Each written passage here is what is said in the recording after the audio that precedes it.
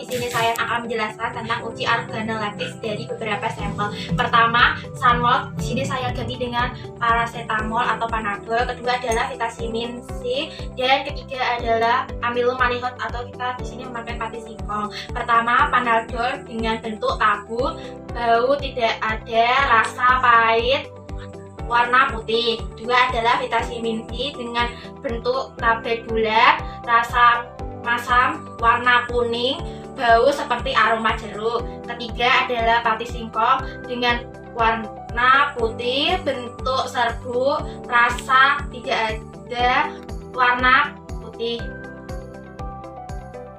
Kali ini saya akan melakukan uji kelarutan pada Sunmol yang dilarutkan ke air panas, air biasa, larutan cuka, dan larutan betadine. Untuk larutan cuka dan larutan betadine, pada larutan cuka saya mencampurkan 1 sendok teh cuka di dalam 1 gelas air dan 1 sendok teh betadine ke 1 gelas air. Yang pertama yaitu sampel Sunmol kita larutkan ke dalam air panas. Kita masukkan, setelah itu kita aduk. Dapat dilihat dan dapat dicermati pada Sunmol yang dimasukkan ke dalam air panas, setelah itu diaduk, Sunmol tersebut larut di dalam air panas. Yang kedua, saya akan menguji kelarutan Sunmol yang dimasukkan ke dalam air biasa. Masukkan sedikit sampel Sunmol ke dalam air biasa, setelah itu kita lakukan pengadukan. Setelah proses pengadukan, dapat kita lihat dan kita cermati bahwa Sunmol larut ke dalam air biasa. Selanjutnya yaitu uji kelarutan pada larutan cuka dan sampel Sunmol. Sama seperti sebelumnya, kita masukkan Sunmol ke dalam larutan cuka, setelah itu kita aduk. Selesai pengadukan, dapat kita lihat bahwa Sunmol juga larut ke dalam larutan cuka. Yang terakhir yaitu uji kelarutan pada larutan betadine. Sama, sampel Sunmol kita masukkan ke dalam larutan betadine, setelah itu kita aduk. Dapat dilihat dari proses pengadukan ini bahwa betadine yang awalnya berwarna merah seperti kecoklatan berubah warna menjadi putih bening seperti air biasa. Dan Sunmol juga larut di dalam larutan betadine. Dapat diambil kesimpulan bahwa sampel Sunmol larut di dalam air panas, air biasa, larutan cuka, serta larutan betadine.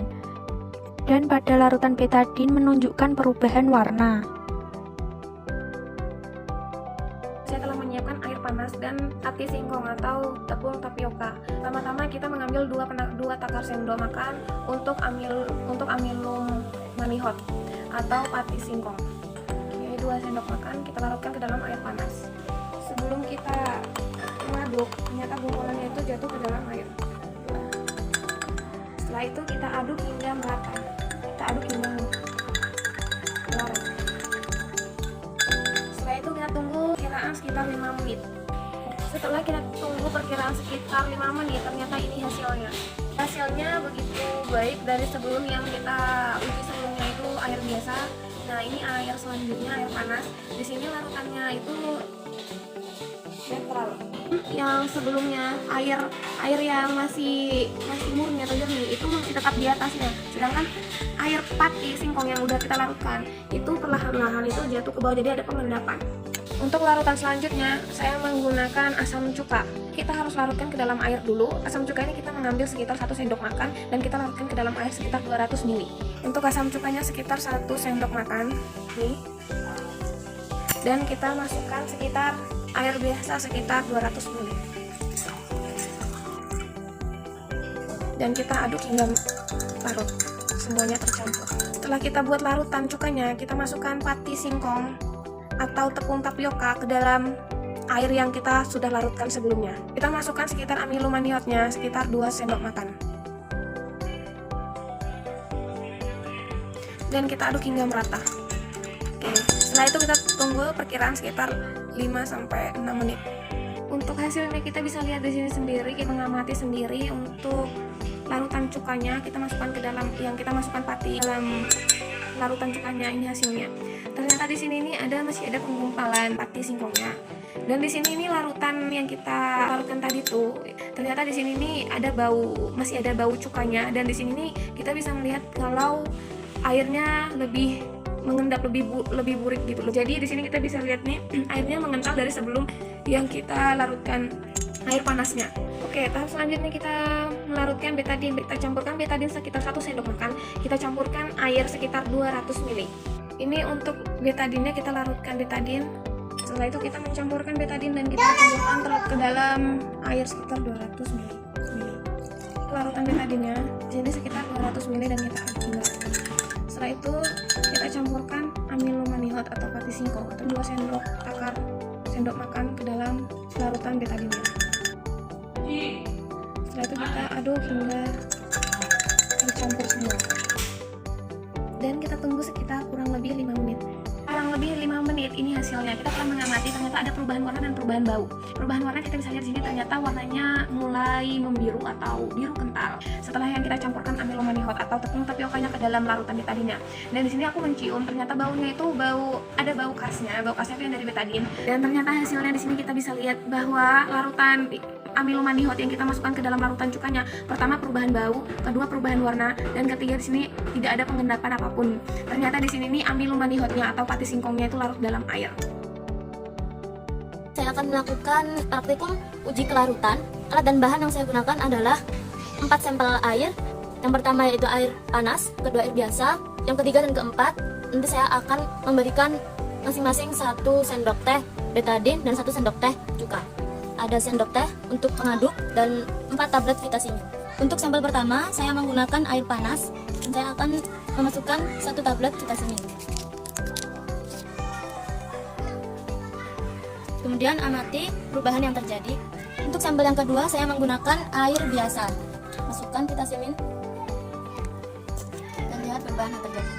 Untuk sampel yang ketiga saya akan menggunakan larutan betadin yang akan dimasukkan ke dalam air biasa sebanyak 1 sendok teh. Setelah itu aduk, masukkan 1 tablet vitamin dan amati perubahan yang terjadi. Untuk sampel selanjutnya, yaitu sampel keempat, saya akan menggunakan larutan cuka yang dimasukkan ke dalam air biasa sebanyak 1 sendok teh juga.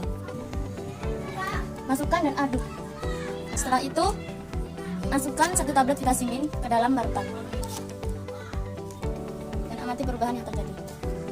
Setelah didiamkan beberapa saat, sampel pertama yang berisikan vitamin dan juga air panas terjadi gumpalan-gumpalan putih di atas permukaan air, dan juga vitamin dengan cepat larut dalam air. Dari samping pula, warna air tidak berubah menjadi kuning ya, hanya saja terlihat sangat keruh dan sudah tidak sama dengan air yang awal tadi. Untuk sampel yang kedua, yaitu vitamin dan juga air biasa, juga terdapat gumpalan-gumpalan putih di permukaan air. Tetapi vitamin yang berada di dalam tidak cepat larut seperti yang ada di sampel pertama yang menggunakan air panas. Untuk sampel yang kedua, jika dilihat dari samping, warna air tidak berubah menjadi kuning, tetapi berubah menjadi lebih keruh dari air yang awal semula tadi. Untuk sampel yang ketiga, yaitu air dengan larutan betadin dan juga vitamin, terdapat juga gumpalan-gumpalan putih di atas permukaan air. Jika kita amati, di dalam masih terdapat tablet vitamin yang masih belum seluruhnya larut dalam air. Setelah diamati beberapa saat, pada sampel ketiga yang dengan menggunakan larutan betadin terbentuk lapisan-lapisan air yang tidak menyatu di tengah-tengah. Yang bawah adalah vitamin yang belum sepenuhnya larut dalam air. Setelah itu air berwarna bening atau putih, dan yang atas adalah air dengan larutan betadin yang tidak tercampur dengan air yang ada di bawah. Untuk selanjutnya sampel 4 yaitu air dan juga larutan cuka beserta vitamin. Bisa kita lihat di sini setelah didiamkan beberapa saat juga terdapat gumpalan putih di atas permukaan air, dan tablet vitamin belum seluruhnya terlarut dalam air. Kalau dilihat dari samping seperti ini, warna air tidak berubah, hanya saja berwarna keruh. Selanjutnya yaitu uji keasaman. Sampel dan bahan yang digunakan yaitu ada sanmol, vitamin, dan amilum. Indikator kunyit, air, dan sendok. Ambil sedikit sampel, pada masing-masing sampel ditakar kurang lebih 1 ujung sendok teh dan larutnya di dalam air. Yang pertama yaitu ada sunmol, kemudian ditambahkan dengan 5 ml air dan diaduk hingga homogen.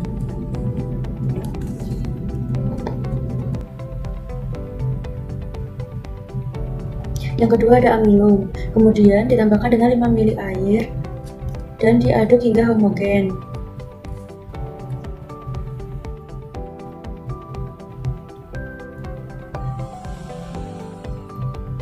Dan yang ketiga yaitu ada vitamin dan ditambahkan 5 ml air dan diaduk hingga homogen.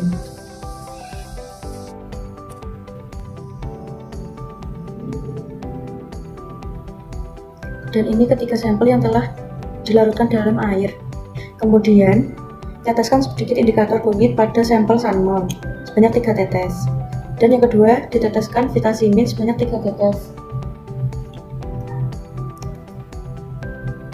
Dan yang ketiga amilum diteteskan sebanyak 3 tetes, dan ini hasilnya ketika diberi indikator kunyit. Setelah didiamkan, ini hasilnya. Sunmol berwarna hijau kehitaman atau netral, vitamin berwarna kuning atau asam lemah, dan salmol berwarna merah bata atau asam kuat.